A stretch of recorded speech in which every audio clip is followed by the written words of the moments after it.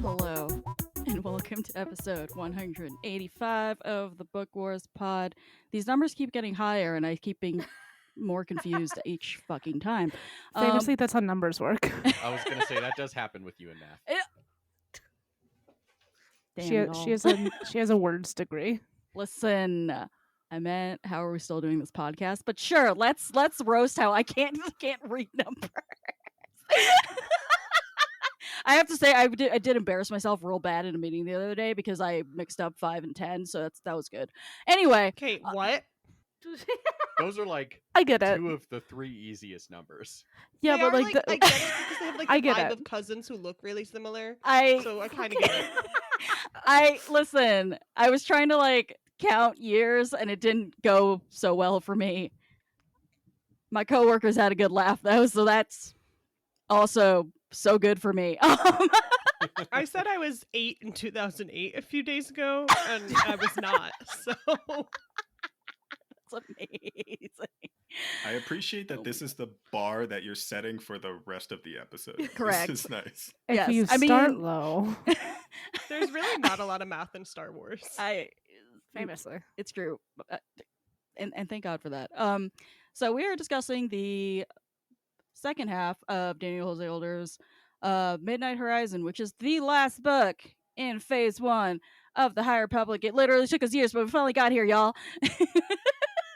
So yeah, yes. All right. And so in celebration, what are we drinking? I'm not actually drinking anything. I'm apparently not celebrating. I have like tea that's from nowhere interesting and like water that I threw an electrolyte tablet into because I'm trying not to die. And that's like it. Are you like good? Yeah. Or is it just hot? It really is just hot, and Okay. hot at elevation means Bad. death. Bad. Yes, Death is bad also. correct. Sometimes, not always. Well, not in Star Wars. If it's Stellan. I can't say what Ew. I'm thinking here, or there'll be a knock at the door. But you'll know. So, I'll make some assumptions. Are you good? Burb, what do you got? No. I found a Guinness in my fridge. Ooh, So I have a nice Guinness. yes.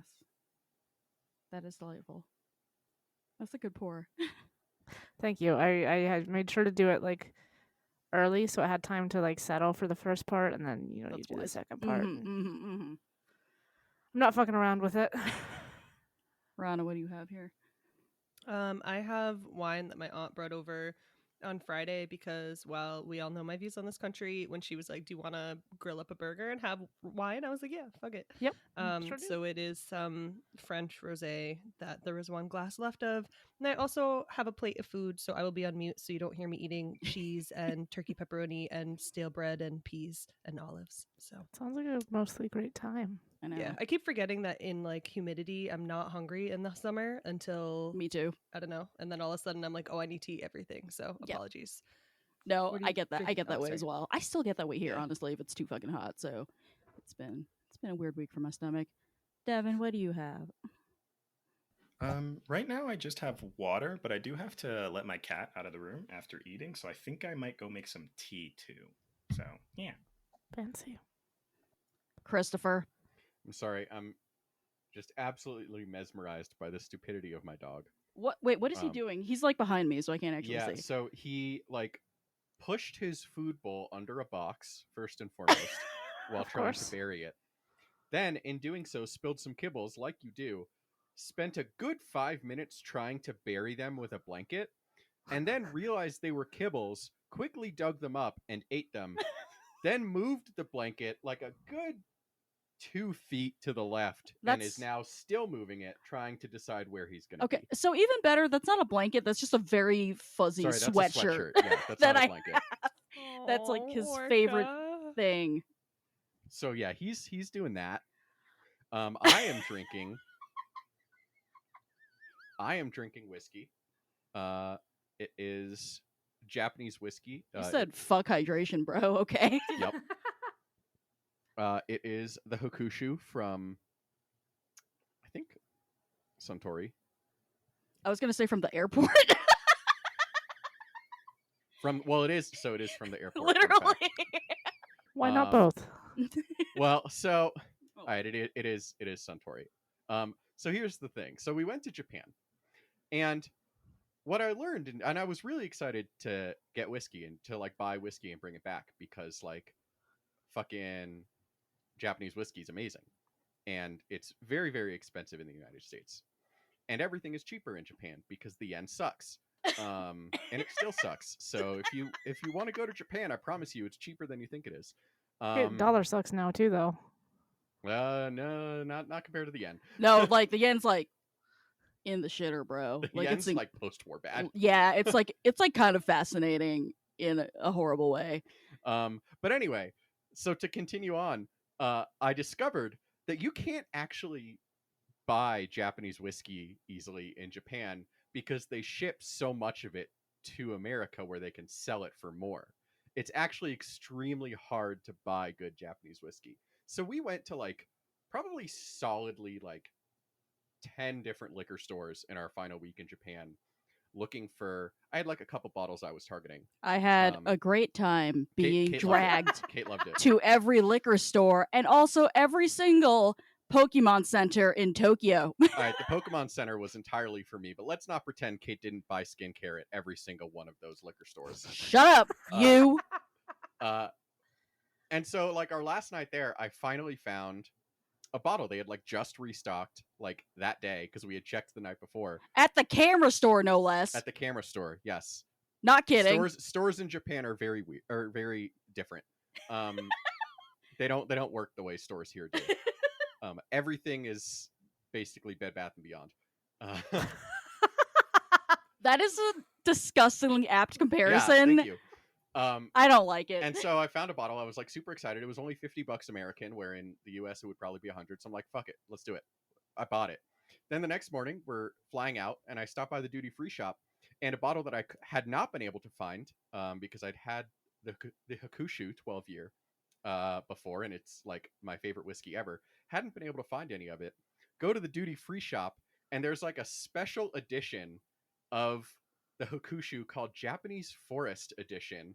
And it's like a limited release that they literally only put in duty free shops for some reason, because the way they do whiskey there is extremely weird. And it was really great because he spent 15 minutes walking back and forth from where I was standing, being bored, to the shelf where the whiskey was at, and being like, should I get it? I don't know. Should I get it? And then I don't know. And then I finally grabbed like the last one. And you know what? It was absolutely, and it was expensive because the duty free shop, but still still cheaper than it would have been buying an equivalent in the US by a significant amount. So, yeah, so I am drinking the Hakushu 12 year Japanese Forest Special Edition. There's your delicious. long, boring white man story of the day. Thank you for sharing. You are so welcome. I do want everyone to know that we were given express instructions to be brief in our introductions. And obviously I'm not good at that, so I can't judge, but it's important context. Hey, we are still on track. Listen, I have like so much crap to say still, all right? So shush. All right.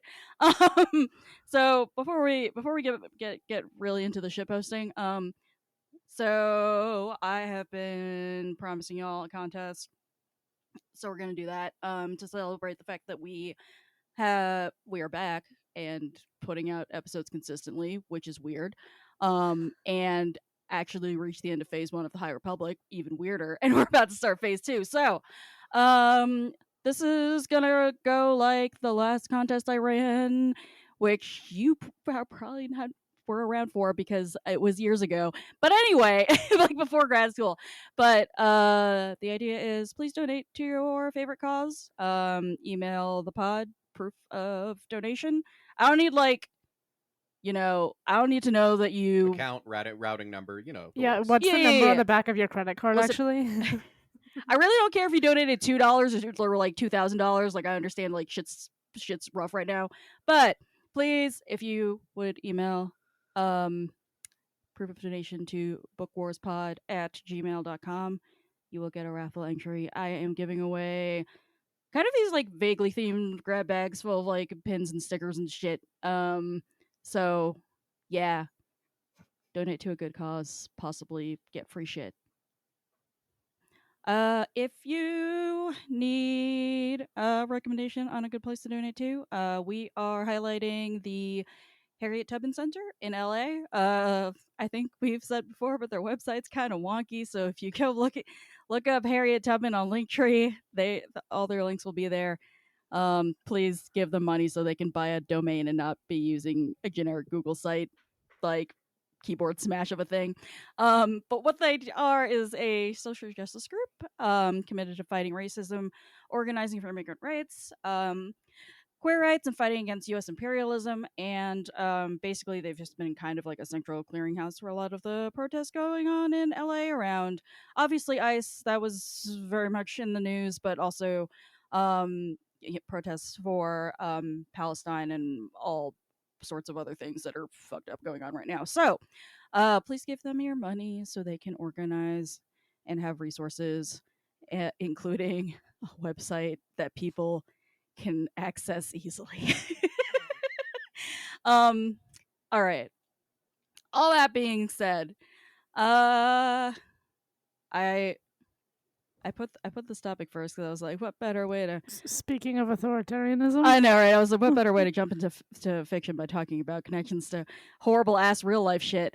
So I wanted to start off with this because like I think it's important, and also we kind of had to like over it like last time because there just wasn't really a whole lot of room. But I did want to touch on like the way that Jose Older is weaving in like even though this book is like extraordinarily silly, like positive, affectionate, um still absolutely tackling just reality and like real world issues the way that all good fiction should, um because as we all know, Star Wars isn't political at all. Famously. Yes. So yeah, just like the inclusion of the student protests and how they escalate and how it's like outside forces who are causing the escalation as opposed to the actual protesters, I thought was like really like it was horrifically brilliant the way he kind of like pulled that off. That particular section really struck me. Um yeah. Yeah, it was a really good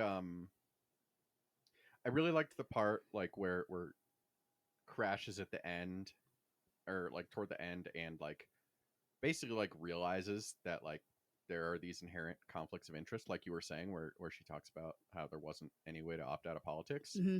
But like Literal direct quote from the book. yes.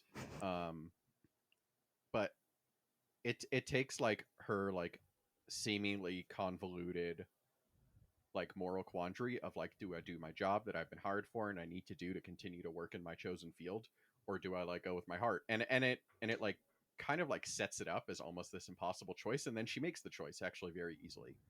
And I think that is uh obviously very intentional by DJO, but also just like a good reminder that like sometimes these complicated choices are not actually that complicated. Mm-hmm.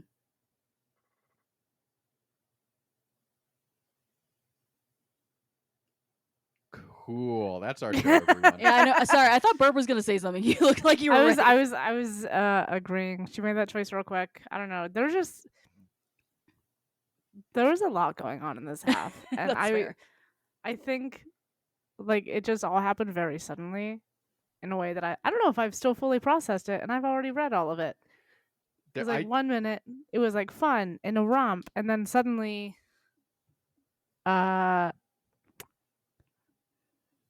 so everything's on fire. I was saying to Kate as we were getting set up, I was like, I forgot how hard the second half of this book goes. Like, we read the first half last week, and I was like, I remember liking this book a lot more. Because like, the first half's fine, it's not bad, but it's like all set up and it's fun. Just very silly. And I was like, I don't remember the book being this lighthearted, and I also like remember it just being more interesting. And then we hit the second half, and boy, howdy, does it take off. It got interesting. Yes. I will say I have never done a Star Wars audiobook before, and I did for this because obviously I wasn't around last week, and so I was like, I maybe could try to read this whole book, but I also had a lot of driving I had to do, so I was like, oh, I'll just listen to it. And yeah, it's pretty jarring. And then like in a at first you're like, oh, this is cute. Wow, this has been cute for a long time. Like, surely I'm like halfway through the book at this point. No, I'm not. Okay. And I kept like looking back at how far you all had read last time to be like, wait, really? That's gonna be the cutoff? And then because I just kept being like, oh, come on, surely now we've been listening to this for so long. But today I realized I didn't have a lot of time, and so I put it on 1.5 speed.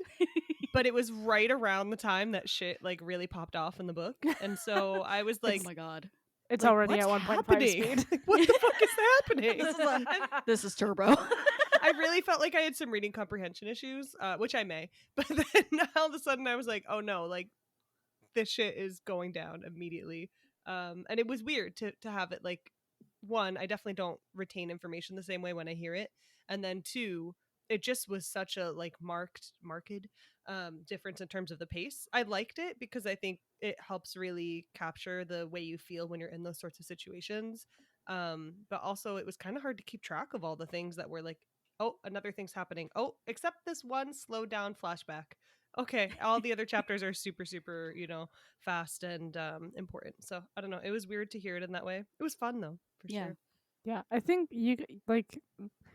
I read it analog. Well, not analog. I read it digital, because I got it from the library. But You read it with I your feel eyes like and not your ears. that's the one. I can't read with my ears, famously.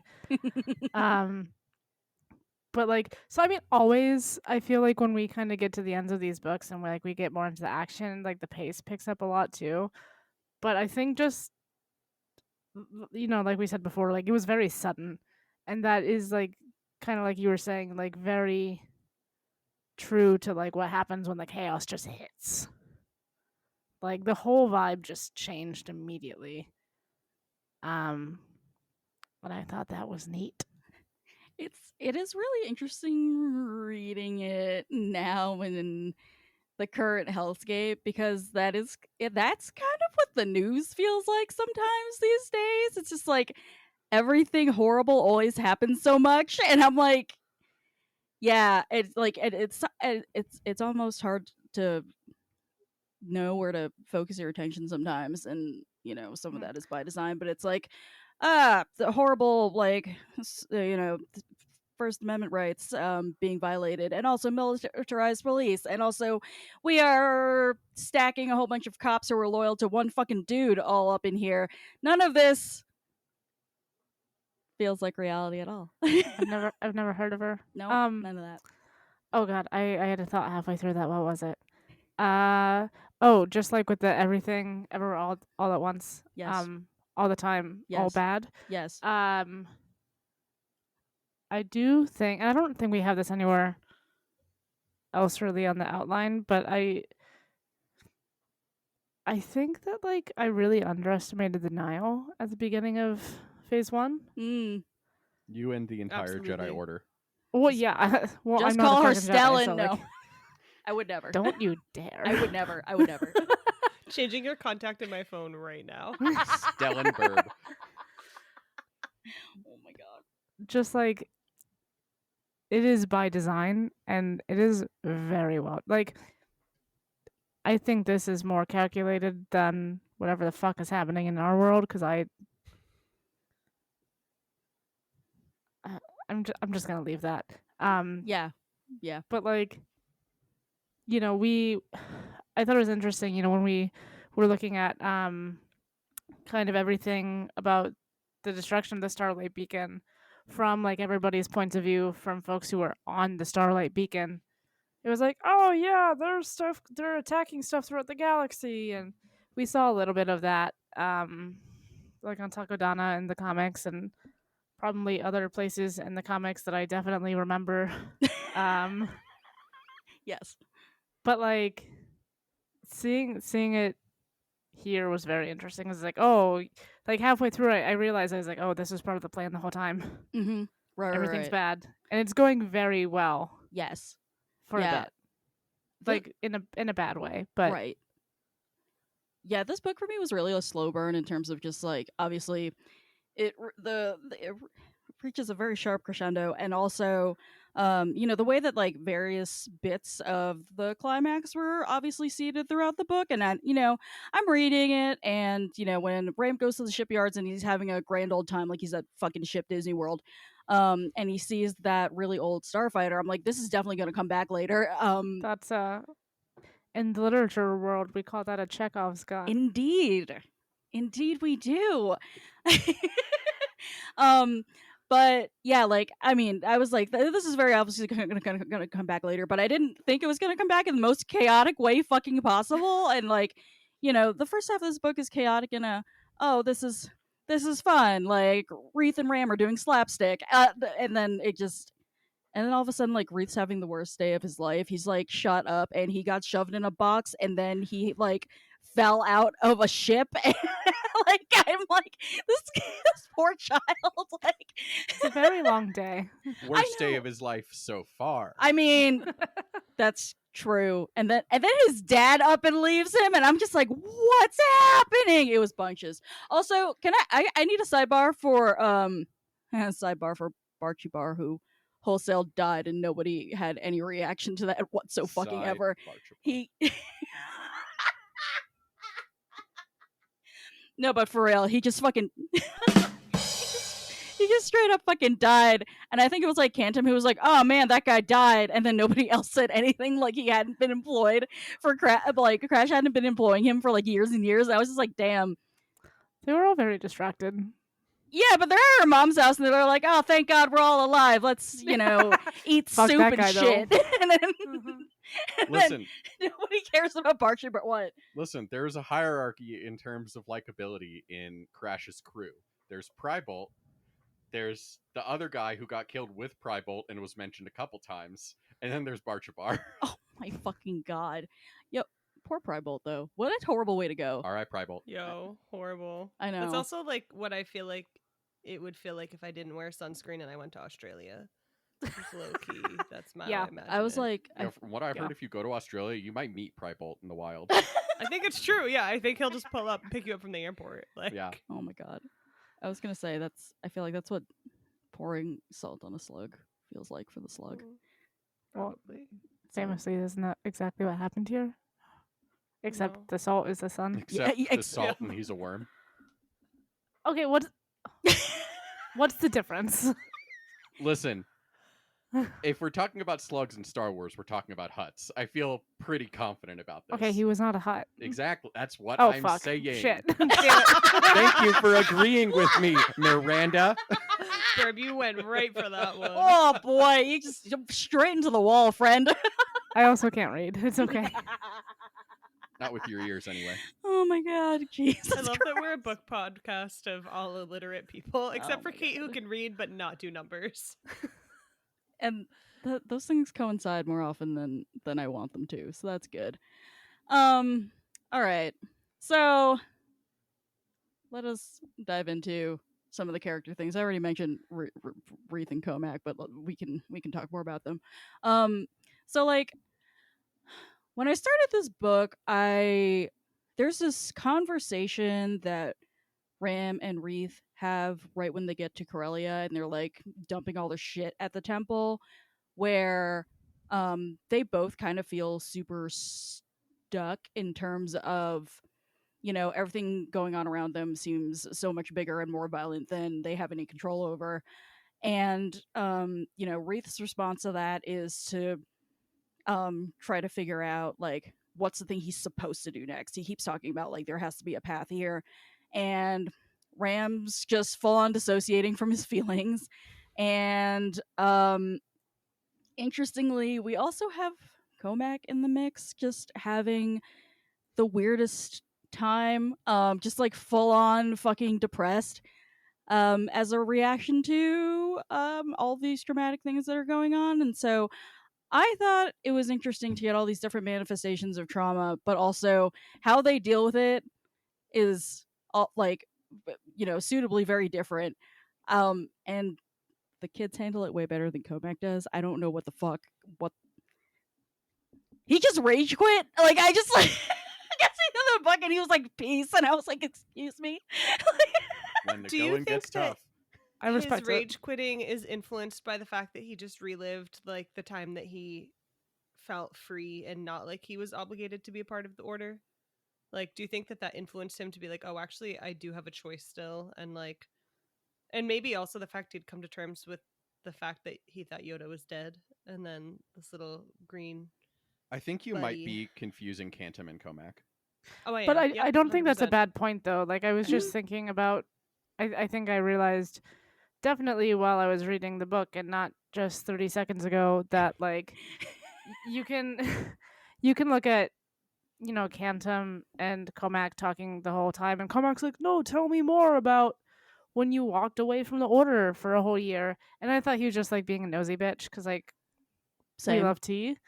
But like Cantum's like, no, I like left and I had this boyfriend, and then he left the circus troupe, and then I left the circus troupe, and it was really nice. And then there's only this one reason why I came back, and it was very specific. And I was like, Well, and also he like was so close to Orla, right? And then now that I'm yeah. remembering the correct people, and I kind of feel like I'm surprised more people didn't rage quit after Starlight, because it's like failure after failure after failure, and then like you're not allowed to have attachments, but you end up forming attachments anyways, whether they're platonic or otherwise. And I don't know, I just can imagine a lot of people being like, all right, fuck this. Like, everyone's already dead. We're not having, what the fuck is Stellan doing? Like, we don't Well, have the nothing protection now that that we he's deserve. dead. Right. But that's what I know. But I mean, like, for Yeah, him yeah. to have led them down this path, I don't know. I can imagine more people doing that, but maybe that's why I don't have powers. Amongst No. other reasons. I would not use them well. So that I think that's a valid point, and I think my frustration with Comac is first of all informed by my own fucking traumatic family background, and also my frustration with him is that like that the thing is that other people don't fucking quit. Like he Yeah. runs around being emo as fuck because he lost his master as a Padawan, and now his like platonic soulmate just like kicked the bucket, and like those are horrible losses, like 1000%. And also, you are supposed to be a grown up and a mentor for all these young people who are around you, and you know that Wreath has already lost a master who also fucking died horribly, and he's like, and he's lost all these friends, and he's still keeping at it, and your decision is nope, I don't want it anymore, goodbye. Literally Yeah. half of like the Padawans that we meet in phase 1 have lost their masters. Well, and now it's going And, to be and more they're all than doing that. Or and they're they're all dead. doing fine objectively. No one's ever doing fine in Star Wars, Right. I would say none of them are doing fine. but they're not fucking rage quitting. They're still Oh, okay. doing I the understand. damn I thing. understand what you're saying. Okay. Like I they're understand. handling it Yeah, instead They're of just working running through it away like from they it. should I be. understand. Right, Yeah. right. Yeah, and it's like, and we saw him at the beginning of the book having like when Wreath kind of walks into this conversation where basically like he and Orla are talking about how he's depressed, which like Yeah. is a thing, but also I don't know. I always wish they'd done more with Comac in this book. I feel like there was much more to do. I don't know. I don't really get why he left, other than like he's a little bitch baby, which like I don't think that's the lesson they're trying to tell about Comac, but that is how it comes across, and so I'm curious as to what the intent was there. I think they're trying to set him up as a foil for someone like Elzar, who's also a fuck up, but he has more self-awareness.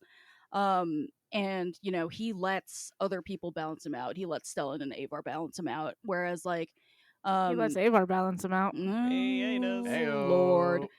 But like, Comac and so Comac and Orla are these interesting characters, and again, and I agree with you, Chris, that like I wish they had done more with this, because the way I see them, the way that they're set up in, it's Jesus, is it Into the Dark?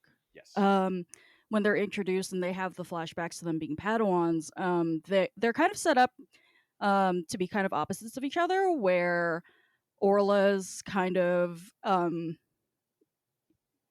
a little more fiery on the surface, but she's a really calm sea inside, and he's the exact opposite. Like he looks Like he's got everything put together, and inside he's falling apart.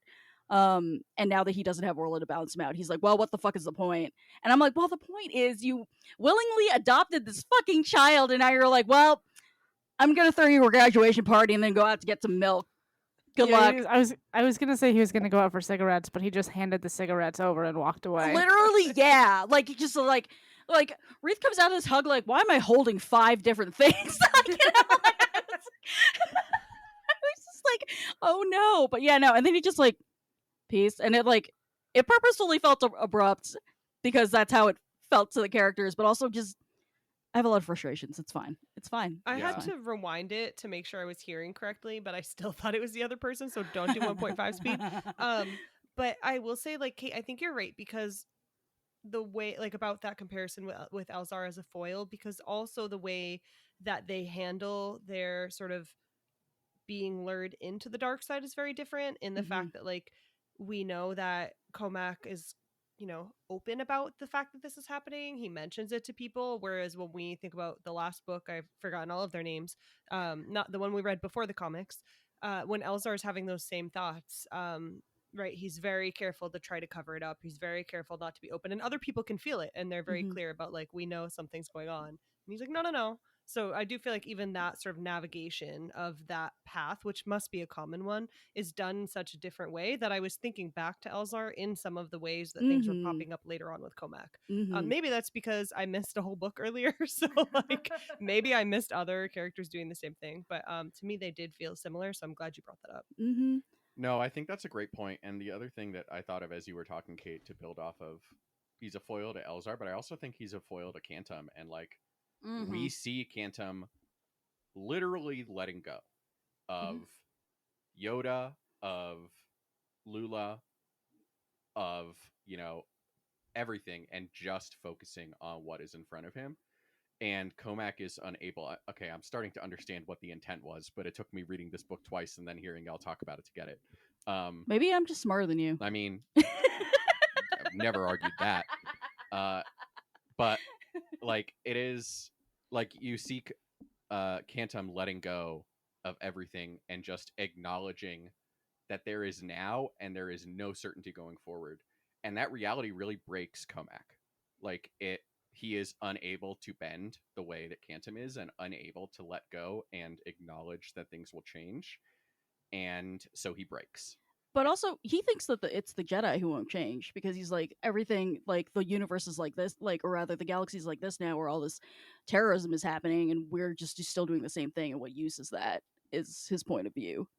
That's true, but I think it speaks to his attachment of what he thinks the world is supposed to look like, and the Jedi's role in bringing that about.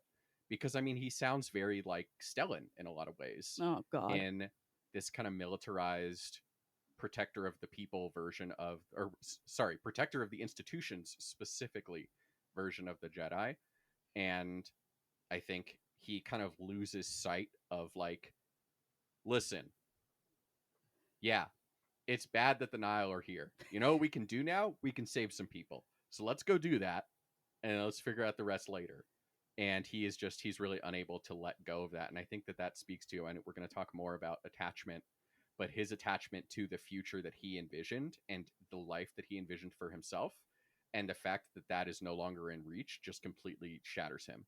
Yeah, okay, that's fair enough.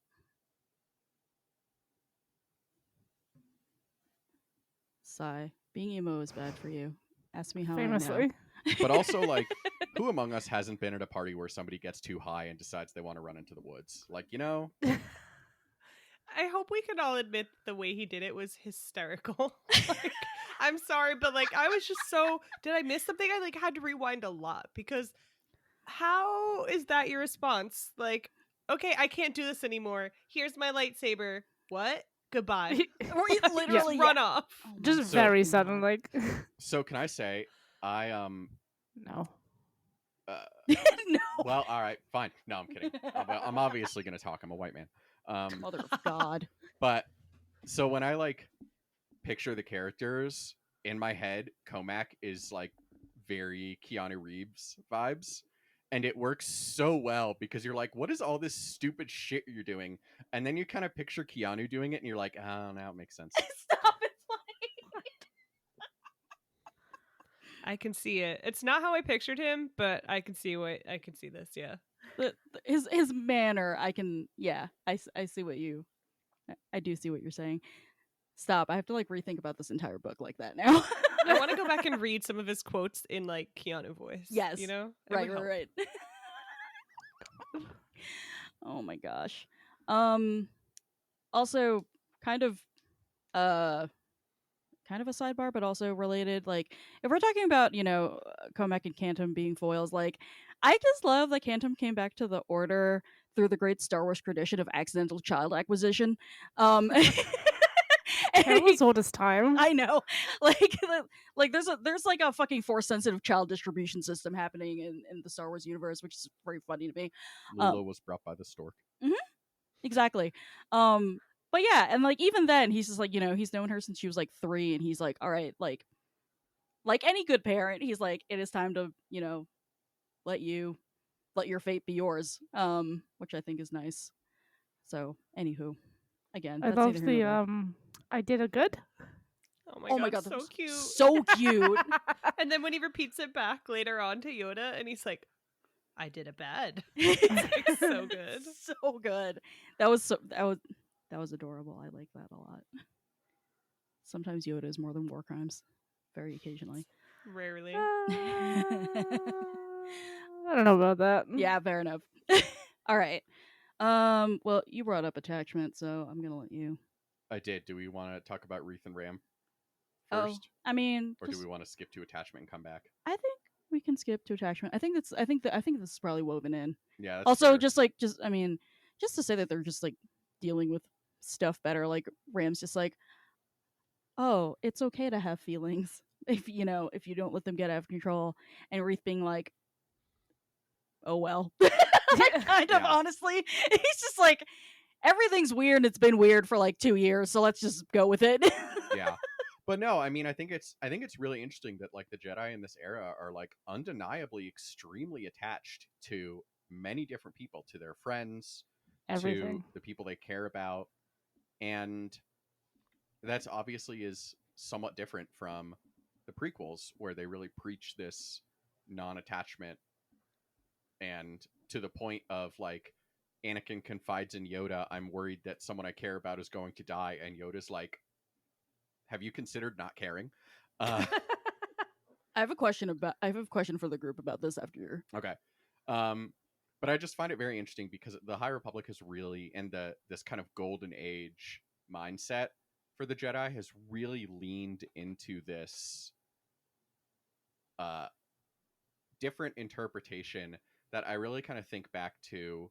This is like a very specific reference, but if anybody's been with us since the beginning, Oh God, poor you. First of all, we read the Kanan comic miniseries from Marvel, and Depa kind of talks about the difference in how the Jedi view their like vows, and for most of them, like it is like considered or translated as like there is no emotion, there is peace, there is no such and such, there is such and such.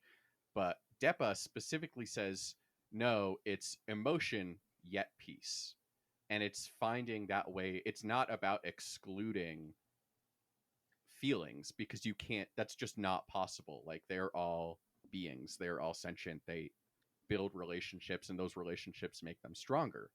But it's about finding out how to take that and also focus on, like Cantum said, the most important thing is what's in front of you, and being able to say, I have my love for Master Yoda, I have my love for Lula, my Padawan, but I need to let those go in this moment, and I can pick them back up later. And so I just find that very interesting as a contrast point to what we see from the prequels and from Luke as well in his like 1 episode Mandalorian cameo. oh, for the love of Christ! I mean, that's like the whole vibe of the High Republic. Is that Jedi are allowed to have feelings. Yes. Also, Deppa said that, and then Kanan didn't use a condom, and now we're here. That's all of these things happened in Star Wars. It's just Rebellion Dads and their weak ass motherfucking pullout game. All right, Jesus, it's killing me. All right. So my question related to this is, Yoda talks about attachment with both Cantum and Anakin. Do you think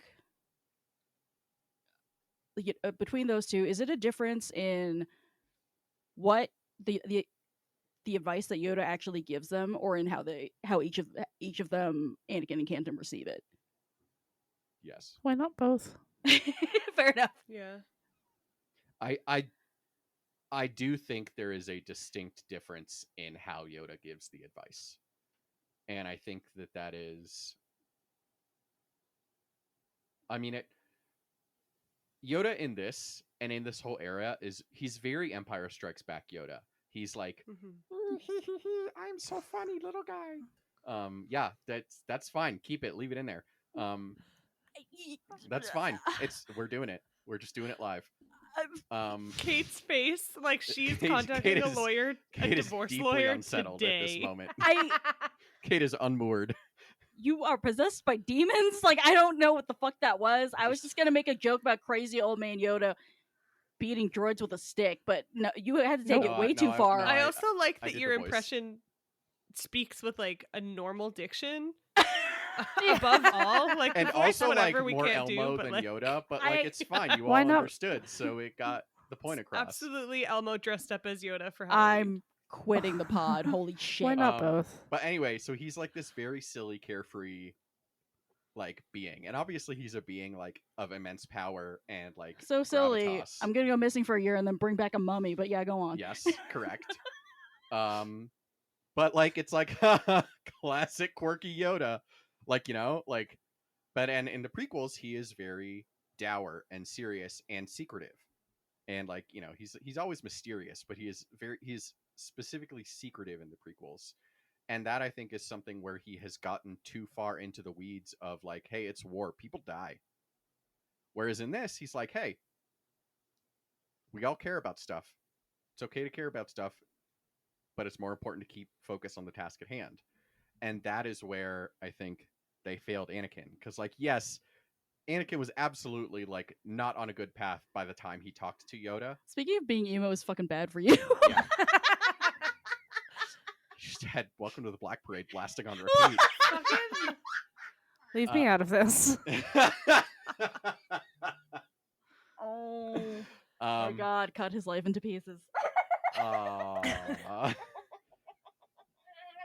his Get- legs get- into pieces. Get Sorry. it, get it.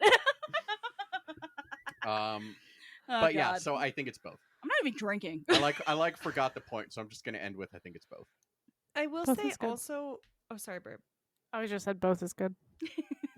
I wonder if part of it is circumstantial in the sense that, like, Anakin never gets a chance to come to this realization on his own. Like, Cantum has this experience where they think that they're going to, maybe this is not the path for them and they're going to figure something out, and they have their little circus romance, which is bizarre, but also, like, good for you.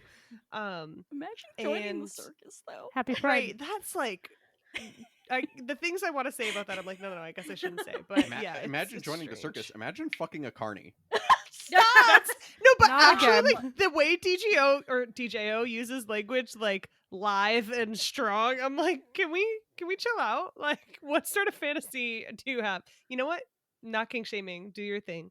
But This is a very I will horny say book. it's weird. It's a very horny book for sure. But I think one thing that is inherently different is the fact that, like, if we think about, well, I guess in Clone Wars is different. You know what? My argument is gone. I was just thinking of movies, and then Clone Wars popped back up in my head, and I was like, that's not true. Anakin does have opportunities to think about attachment when it comes to Ahsoka, when it comes to some of the other folks involved in this whole process that I was thinking of, like, oh, when originally I was going to have this bullshit of, like, when it really is time to learn what the lesson is, like, people are dying, his mom and the person he loves, but actually that's bullshit. So disregard what I had to say. I can make a point Yes. if I'm allowed to. So, like, famously, kidnapping children is bad. Strong point You so heard it far. here Keep it going. first. But you know, when they find Anakin just like loose on Tatooine, Loose. Loose. Like he's a cat. I don't know if I would call enslavement loose on Loose. Tatooine. Famously not loose. Oh, no. I Sorry, can't come sorry, back He from is this. feral, Continue. certainly. Yeah, but- Yeah, Yes. in a feral way. Like he's just some guy, like some random ass kid. He's like fully 8 years old. And the thing with the Jedi is as soon as they find you, especially like when the order is, you know, theoretically like strong in a not militaristic way, but like in a cohesive and institutional confidence kind of way, like they take the babies and they start teaching them about emotions like ASAP. And then there was just Mm. a loose kid on Tatooine, forming attachments, doing fuck all, just being some guy, falling in love with like some random ass princess who is like almost twice his age. Oh my fucking god. Yeah. And then like after he's developed all this, like they're like actually feelings are bad and you can't just like reverse several years of your life. Sure. Yeah. He And was never Rana, going to do well with this. yeah, absolutely. And Rana, I think that your point is still very valid, Agree. even taking the Clone Wars into account, because like he had the opportunity, Anakin did, to consider attachment, but he never had a mentor teaching Yeah. him about healthy attachment, because That's true. like it's basically an open secret with Obi-Wan that he is fucking Padme. Like we like know this from the Clone Wars and also just from logic of Anakin is not a sneaky fucking person. Like No. it's not like actually nobody knew. Like the Jedi can sense feelings. They could sense something was up with him. Man, fucking Rex knew. Like Rex knew, Ahsoka knew, Oh my god. Obi-Wan knew, and also It was you the look at galaxy's worst kept secret. Like absolutely, Truly. and you look at when Ahsoka left the Order, like Cantum leaving the Order, Yoda was like, "You need to make the choice that's most important to you, and you know the Force will take you where it does." And when Ahsoka leaves the Order, there's just such a finality to it from everybody on the council because they don't really want to face up to what they did in terms of pushing her out. But also nobody comes back to him and says, "Hey, that doesn't mean that you can't like still care about each other. That doesn't mean that you can't ever see each other again. It just means that she is on a slightly different path." No friends. Like it is there. So there are, as you say, Rana, many opportunities for him to consider this, but nobody ever actually comes up to him and is like, "Bro, you okay?" it's because the Jedi are bad.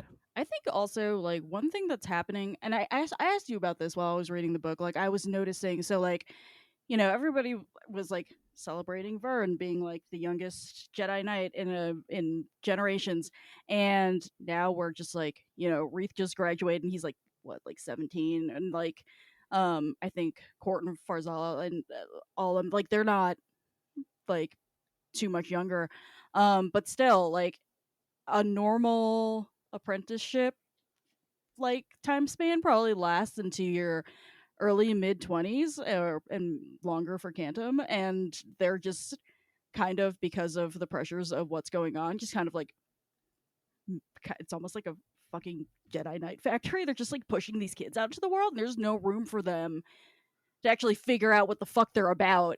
And the same thing happened during the Clone Wars. Like, you know, like they would have knighted Ahsoka had she stayed. She was 16,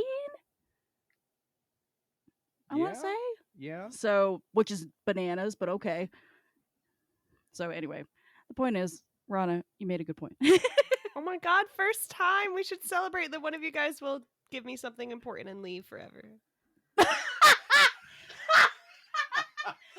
looked at me for a second like, what the fuck are you talking about? And then it hit. Thank you. They're just So going I'm out for allowed cigarettes. to mix up characters, to I forget like what year that. we're in, even though we start every episode with it, and to make Kate laugh once in a while in I the like heat that. wave. I like that a lot. Thank you. All I'll be right. gone for weeks again. No, I will actually. Oh my but God. We'll talk about that later. That's She's so gonna funny. go running into the woods. Oh my God. She got way too Smart. high. I wish. Oh God. All right. So, as we're closing out phase 1, kind of just wanted to go over like what's the state of the galaxy as we're ending things here. Besides giant fucking dumpster fire of a whole ass Everything's on situation. fire. Everything is It's on all fire. on literal fire. Actually, yeah. And if it's not, it's because it fell into an ocean. Aw. But yeah, it looks like, this like idea of the Republic government and the Jedi Order being competent is completely shattered because they're just all running around like headless chickens, no idea what to do. The Jedi are kind of like losing their way because they're being pushed and pulled in all these different directions in terms of their role in the galaxy and militarization and all that fun, good stuff. Like Lena So seems completely paralyzed by this whole situation. We talked about this when we talked about the Fallen Star, how she just kind of like doesn't even know what to do. Like somebody has to tell her. Like just she's just absolutely frozen. This thing that was supposed to be like the greatest of all the great works, it is completely fucking destroyed. It's an ocean. Yeah, and also like It belongs in space. correct. And also like, her idea of creating this great equitable galaxy like that wasn't ever a reality anyway. Like we see even on the core worlds in Corellia, like shit's still corrupt as all get out. And that was how it was gonna be, no matter who the fuck was in charge of the Republic. So yeah, shit's bad. And then Yoda brought back a mummy. And then Yoda brought back a mummy. I literally went to Chris and I was like, why did Yoda bring back a mummy? And he's like, what? He's like, I don't remember there being a mummy. And I was like, there's a mummy. I thought I knew who you were talking about, but I like didn't remember him showing up in this book. Listen, so- fucking like they just describe him as being covered in bandages, and that's all you see of him. And I'm like, this is a mummy. That's not true. At one point, he's in the corner singing little songs. I just assumed burn victim, but mummy makes it sound fun. Listen, who says mummies can't sing little songs? Singing It's horrifying true. little children's lullabies about death. Very That's Scooby not like- Doo. I was gonna say like Grimm Brothers and shit. I was gonna like modern children's lullabies. Oh my god. Y'all don't remember know. the moment when we were in like elementary school and we learned that the fucking Ring Around the Rosie was about the Black Death? Yep. What a time! It's topped the charts for hundreds of years, so still a banger. It's Oh got my lasting God. power. Just like the Shriek Array. Oh no. I hate it. I will say it's like deeply interesting to see. So I feel like kind of towards the beginning of phase 1, we got a little bit of a glimpse at what the Jedi are theoretically supposed to be in terms of their place in the galaxy until the Nihil come and fuck everything up. And I'm just like, oh, like one guy just fucked up the whole system. Literally and figured. System galaxy and system Jedi Order. And therefore, how strong was the system to begin with? I don't think very strong. It seems bad. This whole process does keep me. Oh my god, I can't speak English. I'm sorry. Good thing I didn't have that wine. It does keep making me. Yeah, that's a long story as well. I'm realizing that will make no sense to people who because we cut it. So it's whatever. fine. It's cool. The But line went bye-bye.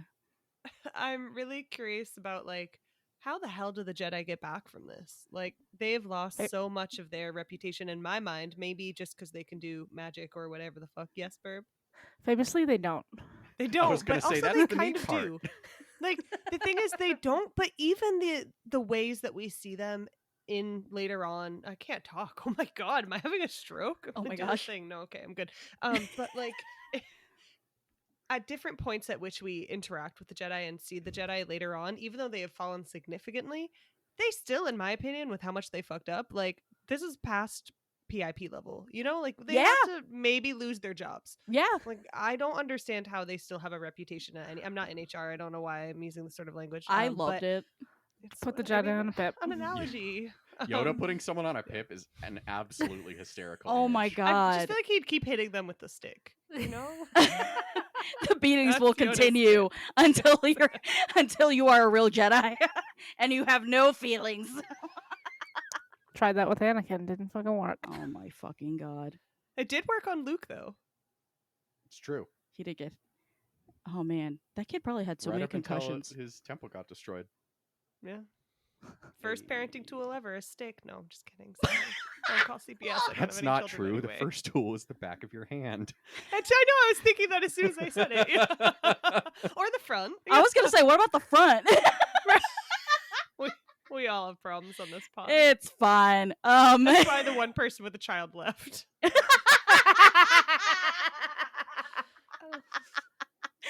Oh my god. On that note, I have one small sidebar. So I said in the first episode I had some quibbles about the writing, especially when it came to setting scenes and stuff. The back half of this book did a much better job of fulfilling that like curiosity for me, and also I was like, why wasn't this in the throughout the whole book anyway? Which for me that says that's a fucking editing error, and I need someone to get beat with a stick, I guess. I don't know. So I felt that way about the way people were described, or not people, but characters were described yeah. as well. Where like I thought maybe it was just because I was listening to it as an audiobook. So when I'm reading it like in front of me, I am looking up all the different species because I don't fucking remember half of them. Same. And this and that. And then like looking up the planet and oh, what's happened there? And ooh, what do I imagine it looks like? Whereas when I listen to it, it's very different. And I thought it was just my own like failure to properly world build in my head, like visually as I was listening.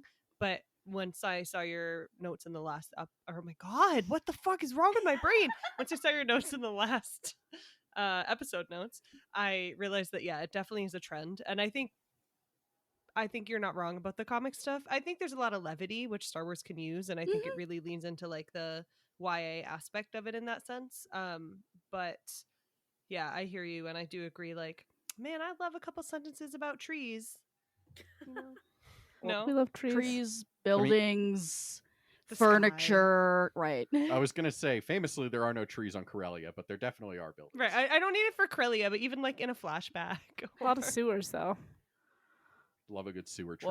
What I want to know what other acts were there in the circus? Like, like these are things. I think they were a little distracted by the one act in the circus to like It's true. give us any information. Oh Yeah. boy. Also, Phantom can we- saw only one act in the circus. Can we have a moment for how dangerous that was? Like, he threw off his entire timing. Yeah. You Yep. can't just float an acrobat. Yeah. Yeah.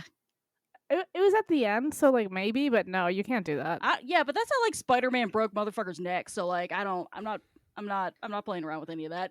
And like, there's timing cues for the rest of the show. Like, Yeah, I don't. Quantum just cost those carnies so much Oh time. my god. And money. That's kind of all they got. Yeah. Quantum doesn't know what money is. He No lived class in a Jedi analysis. temple. Yeah, exactly. Yeah. Yeah. That's the adventures that I want to see. A Jedi leaving the temple for the first time and realizing they need money to buy things. No, I like was like, how literally- to get We jobs? see that in this book. I was gonna say we literally I guess see that's Ram true. being like, "Wait, fuck, I forgot how money works." Not haggling, like Hello, fellow underworld Oh dweller. my god, he needs like. Will this suffice? Hands over a crisp $1,000 bill. Oh my god, Jedi need occupational therapy. I don't know what to say. Like, Also, I was thinking earlier, I bet they don't teach the Jedi math. yeah, I would love to know what happens in like Jedi elementary school. Also, before we finish, I just want to say Deus Ex Yoda. true. Yes, simply yes. I was very proud of that when it popped into my head while I was reading. This motherfucker I just, just waits want for to the share most... that. Sorry, go ahead. Oh no, I just wanted to share that with the class. He just waits for the most dramatic moment for his entire life. He's actually been there for 20 minutes, but he's just waiting for like it to be the most dramatic. Just like he does the Battle of Geonosis, just my like he does gosh. when Dooku's about to kill Anakin and Obi-Wan. Also, where has he been stowing this mummy during this horrible battle? Like, where's the mummy at? Maybe he did what Ram did to Reith and just like shoved him Shoving him in a box. suitcase. Yeah, fair enough. Found a little box somewhere. I mean, to be A fair, little it isn't a sarcophagus. live mummy. It is, as far as we're aware, an ambulatory mummy. So Like, he could have dropped him off somewhere. I don't fucking know. They didn't Oh, tell what, me. the mummy's gonna wait for him? Again, we did talk about the lack of detail in certain components. I want to know where the mummy is.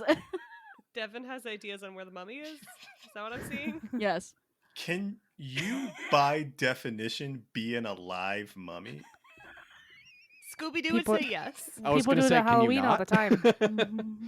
You can definitely be like a reanimated mummy, but then again, are you alive if that's happening? I suppose mummification does require death.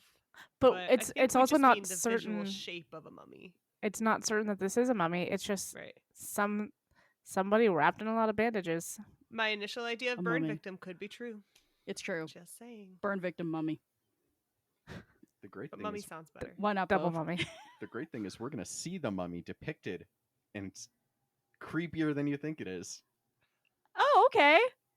It's gonna be great. On We're all that- having fun. On that fucking note. We're all having fun. Oh my god. Thank you for having fun with us. Oh boy. That's a one way to put stretch. it. Hey, our next episode. Oh, Uh, my bad. our next episode, we're going to be starting phase 2. That's right. We are sticking with one thing. We are not jumping around. We are going to continue with the High Republic and diving right into phase 2. What? We're going to be reading Path of Deceit by Tessa Grattan and Justina Ireland, the start of the book through chapter 15. If you have the means, first and foremost, donate to the Harriet Tubman Center. Go to their Linktree / Harriet Tubman. And donations to anywhere, but especially to the Harriet. If you do the Harriet Tubman Center, we'll give you a second raffle entry. I just made up that rule. Okay, no, we won't. Jesus. Well, now you said it, so I gotta do it. Go I on. feel like we should now. Anyway, they'll give you raffle entries for whenever we finish our next book, LMAO, to read this verbatim. You can't riff on terms and conditions. What the fuck? None of us are lawyers, clearly. It's famously. Secondly, if you do want to support us, you can donate to the Tashi Station Radio Patreon at patreon.com/Tashi Station, or give us coffee at ko-fi.com/thefoursepod. Both of those really help us cover our hosting and production costs. And you can watch us stream and get even more access to pictures of Argos, Blue, Flix, Magenta, Merly, Orca, and Tony. Our theme song is Whiz Bang by Poddington Bear. Our logo and artwork are by Joe Butera Design. And our audio and production are done by soon-to-be Dr. Producer Devin Keys. Thank you so much for listening. I'm Chris, from all of us, Kate, Devin, Miranda, Rana. That I is was like, who everybody. are we missing? No, we actually have the No, whole crew full today. fucking house. Yeah, that's weird. Anyway, we'll talk to you next time.